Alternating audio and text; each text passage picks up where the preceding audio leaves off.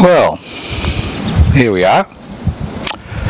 Yes, it's raining again, but hopefully we'll get a little break in the rain. The sun's breaking through. It's an appropriate thing to be speaking about the housing crisis today. You really wonder how Australia got itself in such a situation, because there's always been housing stress. It's never been so acute. It's never actually encompassed so many people. So what I'd like to look at is initially what it was like in the past. And I'm talking about in the last 30 or 40 years. Now there's a house I'm familiar with in Richmond, 200 square metres I think, small block, 3-bedroom weatherboard. It sold in 1982 for $42,500. The same house, nothing done to it. Sold, I think it was in 2016, 2017 for $1.4 million. Not rupees, but $1.4 million. Now that's an increase, a 40-fold increase in the cost of that house. At the same time, wages had increased 7 to 8-fold. So during that 40-year period, we saw housing prices escalate rapidly, and we saw wages climb slowly. Today, you won't get any change out of $1 million in one of the major capital cities for a 3-bedroom house within 20 kilometres of the CBD. And even in regional Australia, we've seen a rapid escalation in prices. So that causes housing stress. Obviously, costs in comparison to wages causes housing stress, and as costs escalate and wages are stagnant or grow moderately, the stress increases. So today, in Australia, which always used to pride itself on the quarter-acre block, and the fact that one person working in a family on an average wage could buy a home in 7 years. That's right, 7 years. Today we have intergenerational mortgages. So the thing is, why? Now we can talk about it, we can cry about it, we can jump up and down it, but why? Now there's been a number of factors which have caused a major escalation in residential property prices, which have far outstripped wages growth. The first one is the fact that the residential property market has been opened up to overseas investors. Not just the industrial property market or the commercial property market or the agricultural property market, but the residential property market has been open to overseas investors. Now Australia has a reputation as a relatively stable investment country, so obviously overseas investors poured into the country, not necessarily lived here, but invested in residential property. And that caused an escalation in housing prices. Now, many countries in the world do not allow overseas investors to actually own residential property unless they're citizens or permanent residents of that country. Thailand, for example, has such a law. That helps to keep a lid on residential property prices. That's one. The second reason is the deregulation of the financial sector. When the Commonwealth Bank was privatised in the 1980s, what happened is that a bank which was government-backed and government-owned, which was able to put a brake on the type of fees and charges and interest rates which were charged by banks for residential property disappeared. So we had a private banking cartel of four with a few peripheral players dominate the property market, and this domination caused another escalation in property prices because of the control of the finance. Because obviously most people can't buy property outright. Today, 1/3 of Australia, or only about 24% own their property outright. Another third or so are paying off a mortgage, and 40% are now renting, which is the highest figure we've had in this country since World War II. So that's the second thing. The third reason is legislation which has been passed through Parliament, which has made striking illegal in this country outside an enterprise bargaining agreement period. Now, I know when the Australian government representatives go across to China, they like to talk about human rights, but they never talk about the fact that in this country the right to strike was removed. When the right to strike was available to trade unionists, what that meant is they were able to put greater pressure, and there was an acceleration in wages growth, which we don't see today. Even when we have a gross labour shortage, we still don't see that escalation in wages. So wages have been artificially pegged low. Another problem has been privatisation, not just of the Commonwealth Bank.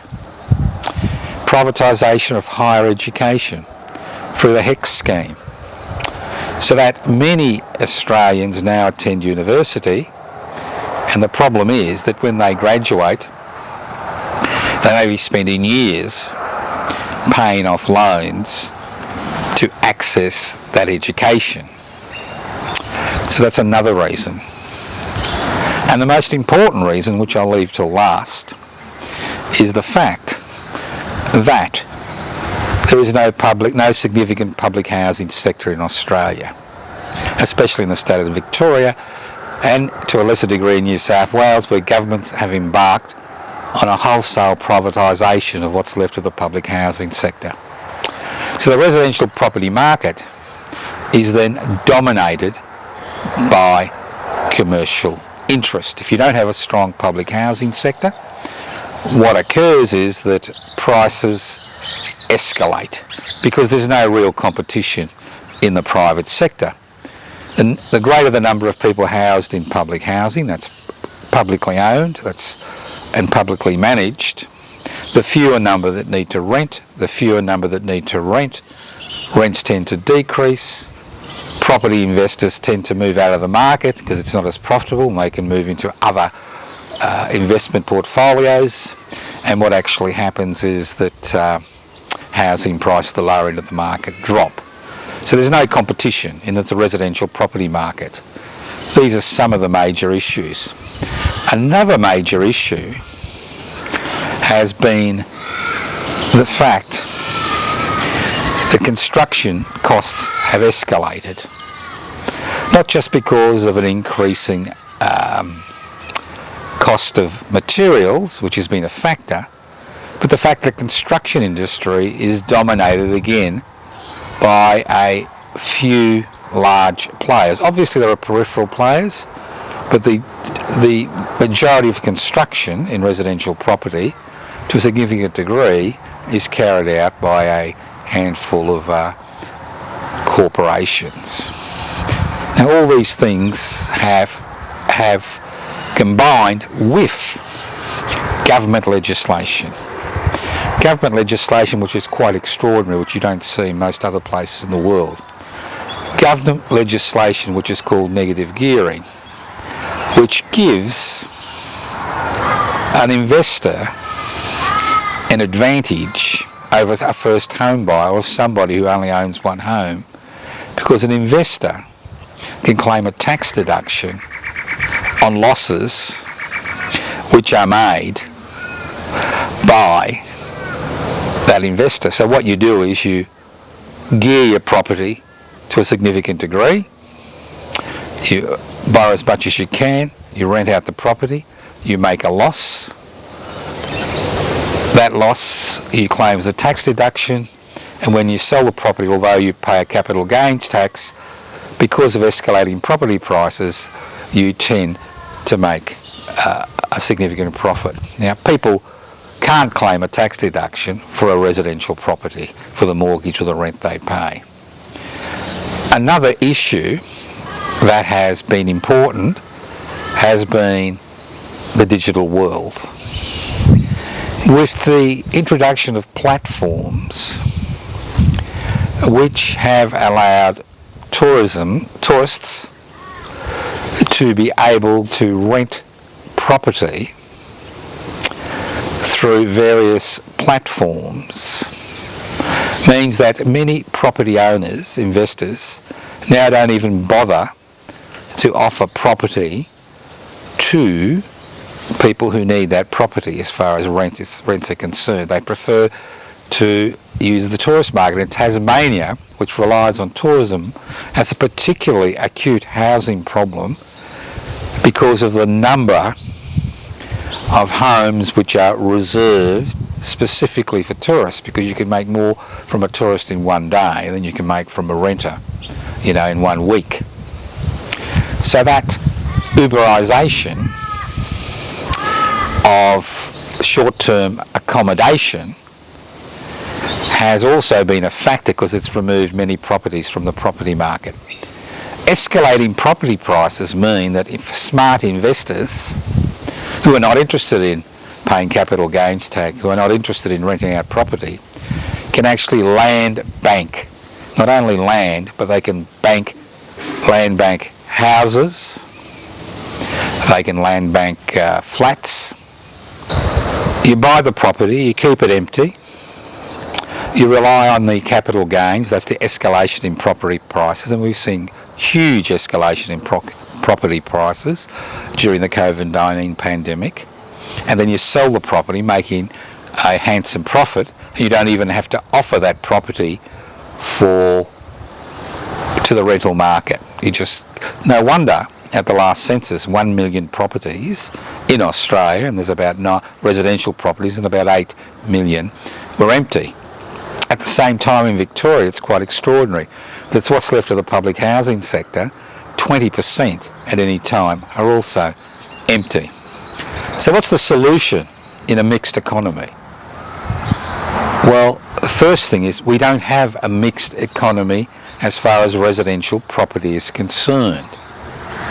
We need to increase the public housing sector, not just through construction, but by spot purchasing properties around the country. That's right, spot purchasing properties around the country, in the regional areas, rural areas, CBD, metropolitan areas. The greater the number of people that are housed in public housing, the greater the benefit. The greater the benefit in terms of reduced rents, because fewer people would need to rent in the private property market. Reduced housing price, the lower end of the market, because investors would desert the market and move into more profitable areas. So that's one thing. The second thing, we need a moratorium on private investors who don't have citizenship or permanent residence from actually buying residential property in this country. Thirdly, we need to deregulate, yes, deregulate the labour market. And what I mean by deregulate the labour market, remove that legislation which prevents workers from withdrawing their labour without encountering significant financial penalties. Wages need to be able to keep growth with escalating residential property prices.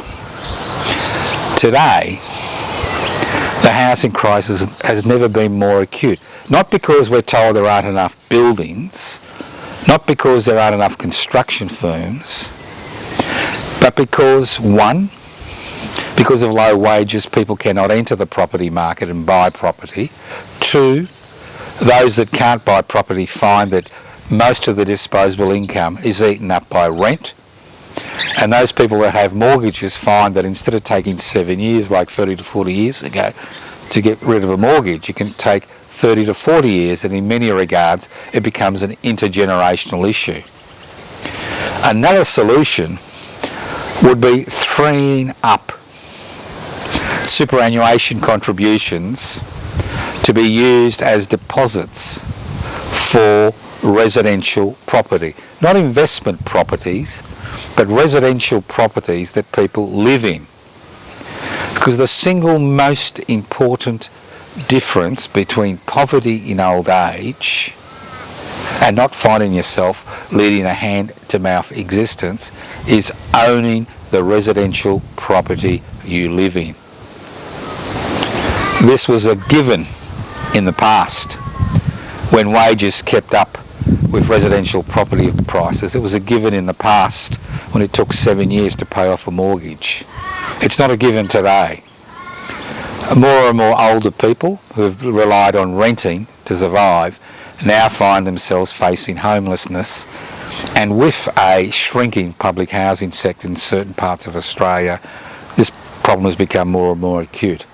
So freeing up superannuation contributions as a deposit for a residential property purchase that the person lives in is one way of overcoming, is another way of overcoming that problem.